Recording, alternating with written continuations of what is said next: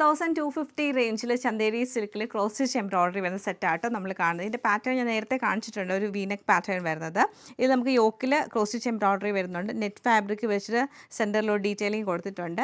സാൻഡൂൺ സിൽക്കിൻ്റെ ബോട്ടോ കോട്ടയിൽ നല്ല സോഫ്റ്റ് ആയിട്ടുള്ള കോട്ട ഫാബ്രിക്കിൽ ക്രോസ് സ്റ്റിച്ച് എംബ്രോയിഡറി ദുപ്പട്ടയാണ് പെയർ ചെയ്തേക്കുന്നത്.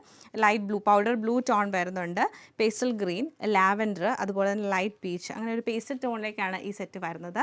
ഫസ്റ്റ് കളർ നമ്മൾ കാണുന്ന ഈ ഒരു ലൈറ്റ് ബ്ലൂ ടോൺ, അതായത് പൗഡർ ബ്ലൂ ടോണിൽ വരുന്ന സെറ്റാണ്. നല്ലൊരു പാറ്റേൺ ആണ് കേട്ടോ. നമുക്കൊരു ഫംഗ്ഷൻ വെയർ ആയിട്ട് നല്ല സിമ്പിളായിട്ട് യൂസ് ചെയ്യാൻ പറ്റിയ നല്ലൊരു സെറ്റാണ്.